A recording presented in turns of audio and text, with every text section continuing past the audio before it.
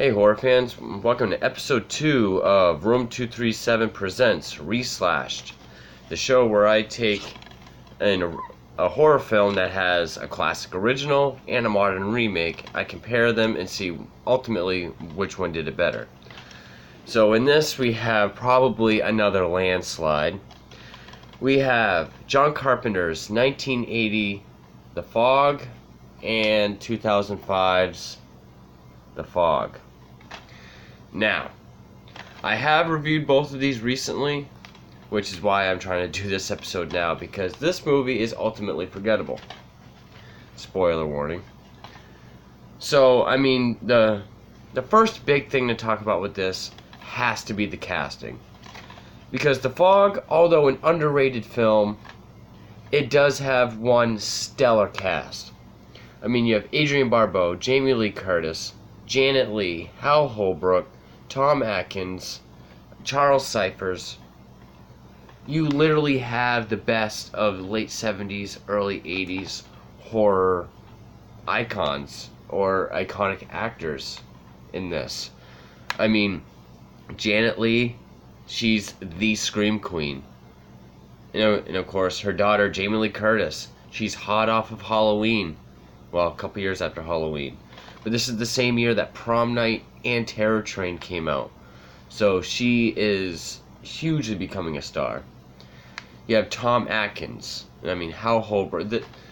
This movie has one of the most stellar casts of an 80s horror film. It's almost like the Expendables of 80s horror actors. This one, on the other hand, is one of the most CW castings I've ever seen. And that's not just because Tom Welling is in Smallville. But, I mean, you have Maggie Grace from Lost, Selma Blair from Hellboy, and there's really no one else. There's no other big names in this movie. At least, not that I noticed, or that I can recall. And that's all it is. This movie was cast because the people are pretty. They're good looking. It attracts younger viewers. And ultimately, what would you rather sit through? A movie that has a great ensemble cast, that is good at the craft and makes characters believable, or just a group of people who can't act but are pleasant to look at? I'm going to go with this one. And then another landslide has to be the special effects. I mean, this barely even requires going into. With this, I mean, yeah, you may have some green screen or some matte paintings, some optical effects, but even John Carpenter's The Thing had those. Otherwise, you had real fog, real smoke. You had these silhouetted ghoulish figures that at times their eyes would glow red when they were super pissed. And it makes the threat seem more real. Whereas in this, everything is CGI. Everything. Even the fog is down to just some of the lamest video game looking fog. And then there are just scenes where all the ghosts and the ghouls are completely see-through. And that just makes it look laughable. It makes it look like an edgier Goosebumps episode. Especially the scene at, like, the end when a Kenneth Welsh, who was in Survival of the Dead, where he's in the cemetery and he's surrounded by all these ghosts. And they're all see-through. It sort of eliminates a threat a little bit. The church scene with Hal Holbrook in this, when they're all standing there and they're ghosts, but they're not transparent. They're real, actors in costume. They're all staring at him with the red eyes. It makes it look more threatening and therefore much scarier. So, once again, John Carpenter's gets the effects. And then, the atmosphere. Now, this is one of the most atmospheric horror movies of the 80s. And also, especially one like, okay, people can look at, say, The Shining as being extremely atmospheric. John Carpenter's The Thing, very atmospheric. This one has a great sense of isolation as well. Like when the fog rolls in, it's just very eerie, it's foreboding, especially when you see it, coming off the ocean. John Carpenter's use of lighting really helps the atmosphere all the same. This one has no atmosphere, barely has any substance of any kind. It literally looks like a CW TV show. It doesn't, with just CGI fog that looks more like light smoke, like a smoke machine at a dance or something. It gives you no sense of, also where you are. This feels like a small island village. Where Adrienne Barbeau works as the DJ. It shows her you have to go down this huge walkway to get to a lighthouse.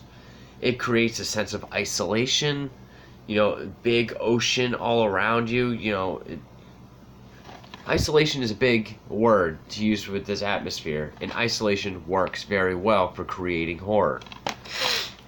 This one just seems like any other town. Okay, a coastal town. At least it looks coastal, I gotta give it that. But, like, the radio station just looks like, it doesn't even really look like a lighthouse, it just looks like something that's there. And, it doesn't add any kind of entrapment or isolation or any sense of foreboding from the big open ocean and shit like that. So atmosphere goes to John Carpenter. This is kind of a wash so far. Scares. Okay. Now by scares I mean, okay, for example, this is scary because it creates tension. You're waiting for something to happen. When you see the fog roll in, it's like, okay, something's there. These figures are in it. And also, like, when you see the shadows outside of a window, because they're standing there, but they're still obscured by fog. That's creepy. That is intense. With this, it's typical jump scares. It's jump scares, it's like that CGI, like where faces morph or get big or whatever. It's unearned. All jump scares are startling. That's all they are. They're not scary. And also, I would also say, which sort of goes into the next topic, the killers or the monsters. That also goes in with scares. Like I said before with effects, these, you don't really get a look at their face except for a couple shots. Which, yeah, they're sort of zombified and it works for the close-up. But, mostly they look like this. They're just solid-bodied silhouettes. Like seaweed coming off of them. And they're just, they're just slowly walking towards you. You can't see any expression, yet you get this sense of determination and, anger. Like they're coming at you for a reason and they will get you. Whereas in this one, they're all just transparent. Well, they're transparent unless the script doesn't need them to be for some reason. And they just look very lame. They look like PG-13 monsters, which are not scary. They're see-through, there's no substance. Which also, I guess one of the biggest effects that I forgot to mention is the glass. The guy in the town hall, the museum, whatever it was, this film is ultimately so unmemorable. Forgettable, excuse me. And the ghosts are making these glass shards fly all around him. And then in this slow-mo CGI, glass comes through him, and there's no blood. You see like blood on his shirt and on the glass, but it's not spurting anywhere. Especially for an unrated version. Anyway, so yeah, scares and killers slash monsters goes to John Carpenter. Okay, the score. Now, John Carpenter, he's known for scoring his own movies. Once in a while, he'll have an actual composer come in and do a score, but usually he does his own. And Carpenter believes, he said before that he likes his scores to be like wallpaper. It just set the tone of the scene, not, make it more dramatic or to exclamate a scene in any way. That's why his scores are so either very simplistic or very subtle or both. The Fog, it doesn't have a lot of music. It's kind of like The Thing. Even in The Thing, it's just like that bum bum bum bum. Not a whole lot of music. It's more ominous and dark and foreboding, which also helps the atmosphere. This just has, and I can't even place a note in my head of how this goes because it's so forgettable, just like everything else in the film.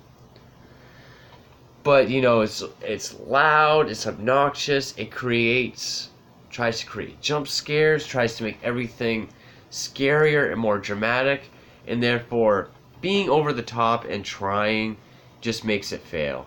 So, and if you ever want to know how score works, another John Carpenter film, just look at Halloween. It doesn't need to be over the top. It can be simple and subtle. So score, once again, goes to fucking John Carpenter.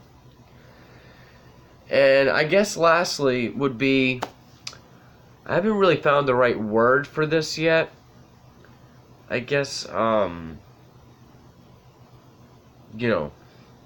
did this movie deserve to be remade? Or did it need to be remade? Like, pretty much, did this film have any reason to exist? And ultimately, my answer is no. It doesn't. The Fog is a perfect, Halloween time, fall time, spooky movie. Spooky ghost movie. I've said this tons of times, I'm not a big paranormal ghost movie guy. But this is one that's done well. It's foreboding. It really finds a way to take something paranormal, like a typical campfire ghost story, and make it scary. And it's one of those movies that's not all that dated. I mean, maybe some of the vehicles, but like the clothes, nothing's really dated. It's something that anybody could either have gone to the video store back in the day, or go on Netflix, watch it, and it still holds up.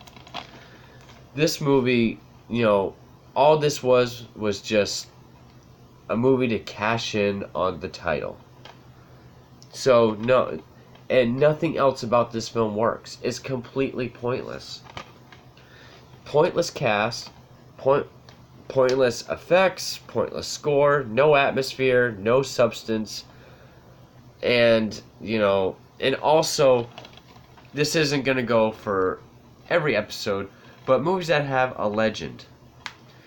This legend, you actually, in the way that it was executed, you find out more and more and more about the legend of this town and why the ghosts are seeking revenge.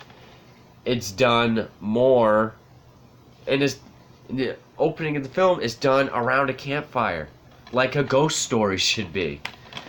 This one, it just opens up back when it happened in the 1800s, and has a stupid twist about, she's the reincarnation of the leader of the ghosts, and that's one reason, I guess, why they're going back to get vengeance and to kill other people. So, and ultimately, a big thing about a remake is, you know, is it different? Is it the same? What is it? Very much of it is the same as this movie. And the things that they did different didn't work. It did not work to its advantage. So therefore, this movie is completely pointless, worthless, and did not need to be made. This film was plenty sufficient and remains to be a classic. So with that, ultimately, this film didn't need to be remade and is perfectly fine by itself. So with that, that is another episode of Room 237 Presents Reslashed. So thank you for watching.